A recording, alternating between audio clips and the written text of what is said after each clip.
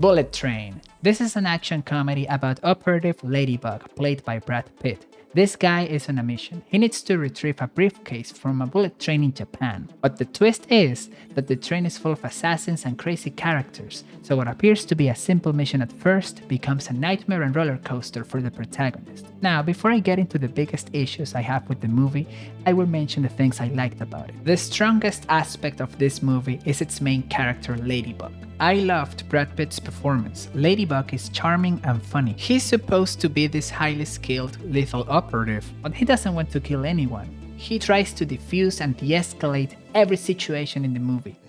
Here's the plan. I give you back your case. You don't kill me. Win-win, don't you think? Sure you want to talk this out? Not particularly, no. Okay. And even if he gets punched, kicked, or stabbed, he still maintains a positive, calm demeanor throughout the ordeal. That was interesting to watch. This character doesn't want to face so much violence anymore. He went to therapy to deal with all the trauma he's been through, and the movie finds the humor in this concept. He constantly spews therapy mantras and cheerful banalities. Between us now sits a wall, but it's an illusion. You got your whole life ahead of you. Make sure you do something that brings you peace, because He's in the middle of crazy fights and he still sounds like a self-help guru. when you point a finger at someone in blame, there are 4 fingers pointing back at you. 3. That's weird. Fuck him up. Ladybug reminded me of Jackie Chan. He has a similar personality to his various characters. Turns out, Jackie was one of the inspirations for this film. Brad Pitt said the following on an interview with Entertainment Tonight. "We always talk about Jackie Chan, how much we love Jackie Chan. He's like our Charlie Chaplin. He's just so underrated, and it's so amazing the stuff that he's pulled off. So to do something in that vein with the comedy infused into the fights, I've never done that before." I think for the most part, Brad Pitt succeeded. He manages to channel his inner Jackie Chan. Not necessarily in the most insane action choreography, but in the comedic sense. And of course, he adds his own flavor to the mix. I love how in the movie you get to see Ladybug get progressively more beaten up and still maintain a zen-like cheerful trance. Another thing I need to mention about this character is the luck factor. Ladybug feels he has been cursed with terrible luck. So in the story, you not only see him fight all the crazy assassins, but he also has to deal with his bad luck. The movie poses the question, does he really have bad luck, or is it just a matter of interpretation? I think this character trait worked for the film. The movie has an appealing color palette. The colors are bright, they're vibrant, they pop. Even though most of the story is set in the same train, it never gets stale visually. You go from the blue silver of the quiet car to hot neon pink to radioactive yellow and green. I'm all for that variety. You will also see kinetic camera movements and transitions. When it comes to these aspects of the presentation, the movie is on point. The story jumps back in time often. For example, it cuts to 10 minutes earlier. Then later on, it shows you another flashback, this time 47 minutes earlier, or maybe 26 years earlier. It kept things fresh. It was also a clever way to get you out of the train into a different location. Every time the story introduces a new character, you see a neon sign pop on screen with their name in English and Japanese. They added to the cool factor. In the music department, you will hear Japanese covers of classic songs, Staying Alive by the Bee Gees and Holding Out for a Hero by Bonnie Tyler. They were interesting additions to the film. Bullet Train has all of these stylistic elements coming together: vibrant color palette, the music, interesting setting, quirky, likable protagonist, non-linear structure. If you have all of that, what is the problem here? The point of the movie is to take a bunch of zany characters and put them together in a confined space so you can watch the hilarious action sequences and interactions unfold. Here are the issues, starting with the characters. All the characters, except Ladybug and perhaps Lemon, are boring or annoying. The movie presents to you dull versions of epic archetypes: the Poison Master, the Kid Mastermind, the wacky hitman duo, the grieving father. All of this sounds good in concept, but the versions the movie throws at you are not good. I'll start with Lemon. He is a funny character, and Brian Tyree Henry does a great job playing him, but the constant Thomas the Tank Engine jokes get old. The first time he said he learned to read people from watching Thomas the Tank Engine was funny. The second time after that was kind of funny.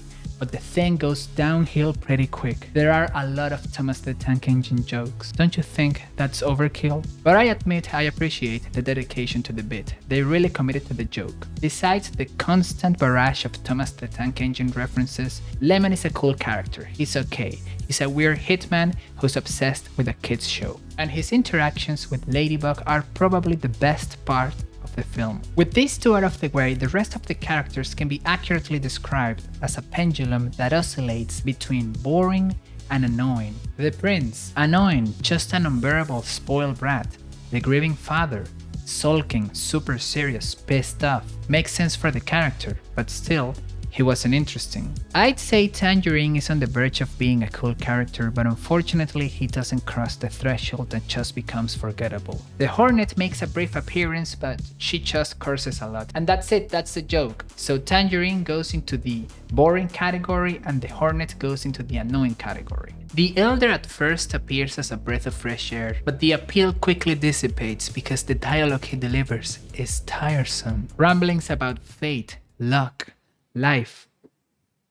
This fact makes the character interactions and dialogue unappealing. There were multiple scenes where I didn't care at all what they were talking about. Confined space and hilarious action sequences. To put it bluntly, the action in this film is bare bones. It also doesn't do much with the train setting. There are no unique fights. They all boil down to claustrophobic wrestling matches in which people throw objects at each other. The issue here is not the way the action is presented, but the action itself. You can understand what's happening, everything is clear, well shot, but the things that are happening, the fights, they are not remarkable, and that's the problem. Maybe you could argue that the fights involving the Elder were cool because he has a sword and he uses it inside the train. That was different, it was interesting. I agree, but those scenes were the exception. In general, it's just serviceable action, it gets the job done. But that's it. Just to bring up one example to compare it with Bullet Train, I'll mention Snowpiercer. That movie has shaky cam fight scenes. Sometimes you can't even make out what's happening, but at least it used the train setting in a creative way. To be specific, I'll mention the blackout fight. In this sequence, the guards get night vision goggles and they turn off the lights inside the train. Then the train goes into a tunnel. What follows is a battle for survival in total darkness. At first, the guards have the upper hand because they can see in the dark, but then the rebels use torches to light the arena, and now the odds are even. This is what I mean. It's creative, chaotic, compelling. It is good action. There is even a key dramatic character moment in this sequence. The main character has to make a decision and another character dies. Unfortunately, there's nothing of the sort in Bullet Train. At this point, I think you can see the problem here. You have annoying characters wrestling in serviceable, perhaps dull action scenes. This is where my interest in the movie started to go down. It's even more disappointing because David Leitch, who is one of the directors of John Wick, directed this movie. He also directed Atomic Blonde. This director is capable of delivering fantastic action scenes, but that's not the case with Bullet Train. The film may trick you into thinking it has good action because the choreography is clear, you can see what's happening. It also doesn't use shaky cam, but I'm sorry to say, the action is just not interesting. It's also repetitive. Do you remember the amazing one-take fight scene from Atomic Blonde? It ruled. The sequence starts in the middle of a protest. The protagonist has to protect another character. When the fighting starts, the movie throws everything it can at you. The combat is brutal, it feels raw. The characters go all in. They fight on the staircase, inside apartments, and the bad guys refuse to die. The fight is so long that you can see the characters getting exhausted in the middle of the battle. And to top it off, the sequence ends with a brief car chase. It was awesome, what an amazing high-octane action sequence, that's what I mean. There isn't a single sequence like that in Bullet Train, that memorable. There are so many great moments from the first John Wick movie that I still remember to this day, and I didn't watch the movie again in preparation for this video, so I will give you the examples just going by memory. I wish Bullet Train had delivered something as cool or special as John Wick. John running over this guy while shooting him through the roof of the car. That was cool as hell. This fight sequence during the club rampage that ends with one of the guards throwing John off the second floor. John taking the time to reload his gun before shooting this guy. That was funny and dark. John bursting into the mob-controlled church before opening fire and burning everything down. Even the final battle with Vigo in the rain is memorable, where John can barely stand due to his injuries and Vigo still knows he doesn't stand a chance. All of these moments are just from the first John Wick movie, which I'm using as a point of comparison because it is the same director. But if you take into account the other two John Wick movies, things get even worse because they have so much crazy stuff going on. Incredible action sequences and cool concepts. What do you have here in Bullet Train? I mean, there's the quiet car fight scene, which drags a bit too long. The geometry and the moves, the fight tries to be funny and kinetic, but it feels flat. It's just two people struggling in a train car for a gun. The fights in this movie made me think about that awful sequence in Tenet where the protagonist is awkwardly wrestling with the inverted protagonist. I was thinking about that. It's not a good sign. The initial kill count sequence where Lemon and Tangerine are trying to figure out how many people they killed was fine, the action was okay, but I didn't find it particularly funny. My favorite fight in Bullet Train was Ladybug versus the Hornet. It was chaotic and energetic. The fight ends with a western duel to see who gets the anti-venom first. That was great. Another big problem the movie has is the pacing. This movie shouldn't be 2 hours long. It runs out of steam way earlier. The fights drag on for too long and they don't make up for the time with dazzling choreography. There is also the constant reusing of scenes. The movie hits you with the same shots over and over again. It becomes obnoxious. You will see the same flashbacks multiple times. The Bolivia job, the White Death, the snake, the cartel. Sometimes it repeats scenes that are not even flashbacks, things that happen in the train that you know that you already saw. Are you going to tell me that doesn't kill the pace of the story? These are the biggest problems. By the time the movie reaches its climax, I didn't care anymore. I just wanted it to be over. This is when the train derails and you see this epic slow motion crash set piece. Ladybug flying through the cars. It was pretty cool, I'm not gonna lie, but I would have enjoyed it way more if this scene had happened earlier in the film. I mentioned the train was full of assassins and crazy characters, but what about the main villain, the White Death? He is completely forgettable. Russian mobster, bloodthirsty, angry with fate itself.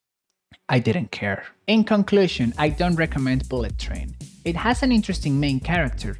Ladybug is funny, and his cheerful demeanor was an excellent choice for the story. However, he's not enough to carry the whole thing. The premise is solid, but the story runs out of steam and the pacing is off. The other characters are tiresome. The biggest scene here is the action. It's unremarkable, dull. I didn't care about what was happening. If you're expecting to laugh at the comedy, I have bad news. It's not funny. The exception here is Ladybug. He was funny, but other than that, the jokes don't land. I wouldn't watch it again.